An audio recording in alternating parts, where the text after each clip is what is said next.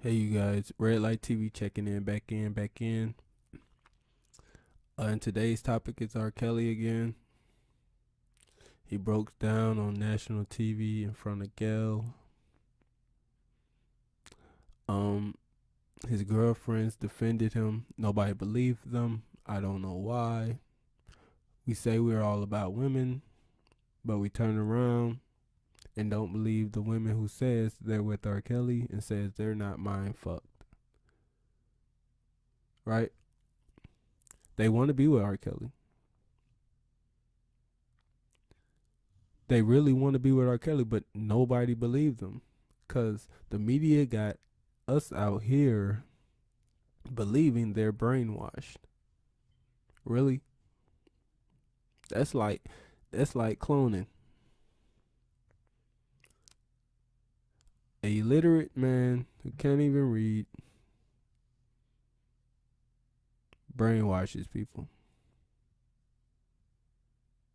Now that's not far fetched because illiterate people a lot of times do great stuff. You know, they're special in other areas. But I can't believe that his girlfriends rushed to CBS, brainwashed, robots by themselves. This is the perfect time to save them. Perfect time to save them, guys. Gail, you can save these girls from being brainwashed. Y'all can put the towel over them and save the day.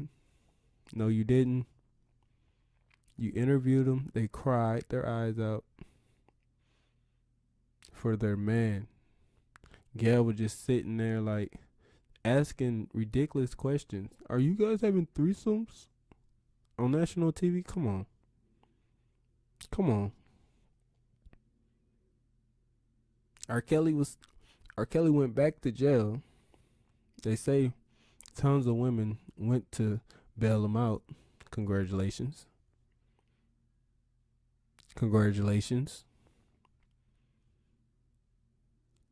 to those fine young women. Um, yeah. R. Kelly nutritionist also has something to say. Now I'm gonna let y'all see this video, and I'll come back with some more commentary. In public announcement, and that she had no relationship, second line, with R. Kelly. Can you elaborate on any of that and what your thoughts are? Well, first of all, because I worked in his home, I saw things that happened in the home. There was one particular day she came by in a see-through skirt, had on black panties. It was early in the morning with another female.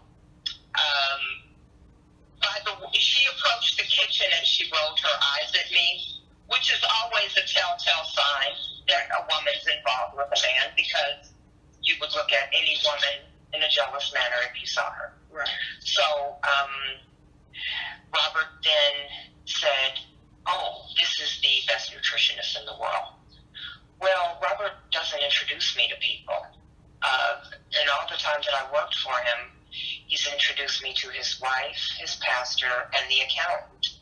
Everyone else I would just see, but he never, went out of his way to introduce me to anyone. Right. So the fact that felt he needed to introduce me was also a telltale sign, because that's what a guy does when he wants to make sure the female knows, oh, there's nothing with me and her. This is who she is, and sort of explaining the position and why I'm there.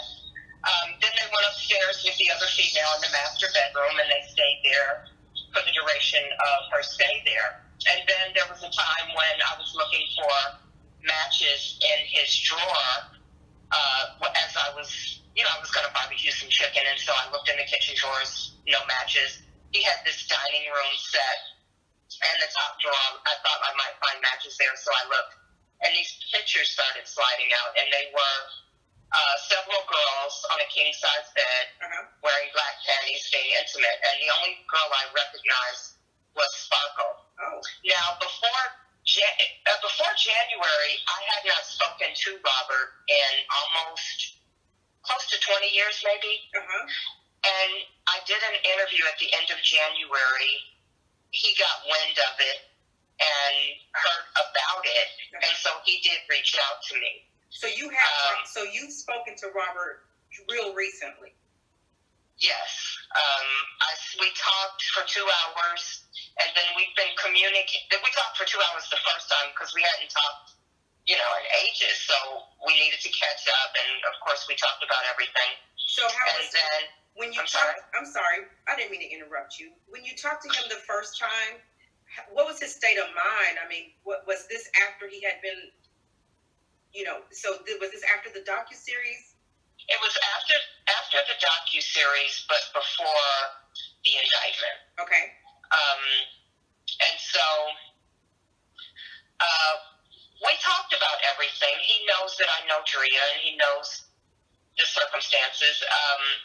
I'm not going to breach any confidentiality, so 95% of what we talked about I won't repeat, but I can say that he did. I asked him point blank, did he have a relationship with Sparkle, because I told him to listen to the previous interview that I did because I wanted to make sure he was okay with it. I work for billionaires and multimillionaires and people in entertainment, and I never speak on my clients, whether I sign a confidentiality agreement or not. Right. I just never breach confidentiality like that.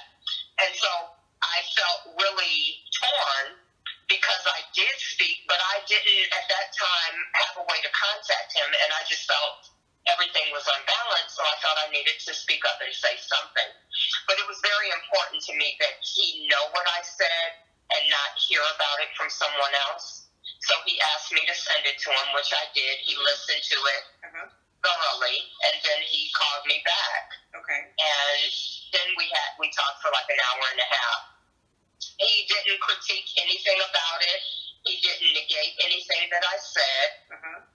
What he did say, he did confirm that Sparkle left Earl, who was his bandmate in public announcement, to pursue a relationship with him. He also said that she did not know that he was married because the record label did not want his marital status known, so he wasn't telling anybody that. He was a sex symbol of R&B at the time. This was like bump and grind and half on a baby time. So the record labels didn't really want people knowing your marital status because their demographic was predominantly females. Right. So Sparkle didn't even know that he was married, but she left her husband. Just, she wanted Rob. And so. And go on. Okay, so she left Rob. She left Earl. She left Earl, yeah. in hopes of gaining a relationship with R. Kelly. Right, correct. And then how did she find out that he was married? What happens then? I don't know the specific day that she found out, but I know the day she came over with her friend when I saw her. I think maybe how a guy never invites you to his house and you're suspicious that maybe he lives with someone or he's married. Right. So I think that's why he let her come over that day. And Drea was over her mom's house, so I think he did that to sort of say, look, the coast is clear, so to speak. Right. And then she said in an interview, Sparkle said in an interview in 1999 that she came by the house and Drea came out and was, asking to get something to eat. Yes, she did. And she said, she just looked at him. My suspicion is that's when she found out. Because she knew who Drea was. Drea knew who she was. They just didn't have confirmation that he was saying, the other. So you're saying they knew each other. So she didn't know him as the wife, but she knew him? She knew Drea, but she didn't know Drea as the wife. Is that what you're saying? Correct. She knew her as the backup dancer. As the dancer. Okay. I just wanted to clear that. Okay. And then same with Drea. She knew her as his artist. Oh, okay. Not necessarily knowing that there was anything going on. Okay. So I think that's when all hell broke loose. Mm-hmm. And 1999 seems to be the pivotal year. Now, Sparkle says she brought her niece to meet to him in 1997, and that's when he signed the niece. Mm-hmm. I knew the niece because she was frequently at the house with Drea. Drea introduced her as their goddaughter. Oh. And so I met the girl. We spoke on many occasions.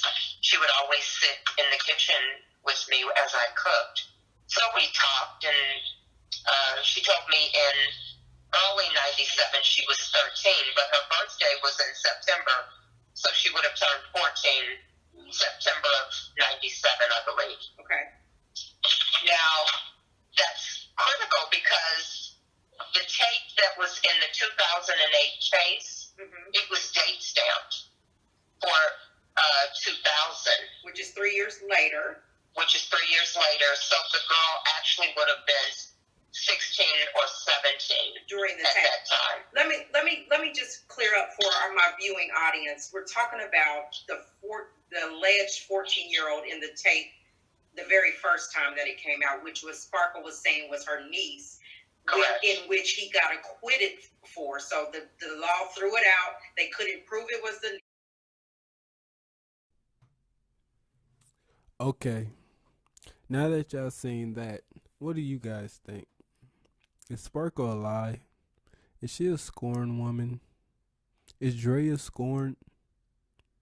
Are the Savage's parents liars? Are they just trying to get revenge? For what? What's the bottom of this? What's the conclusion? Do Drea really want her baby daddy in jail over some cash? Now the nutritionist says she's saying Sparkle in the house. She was married to Earl. Sparkle was with Earl from the group. Public announcement. Alright guys, that's all I got for right now. Comment, subscribe down below. Checking out Red Light TV.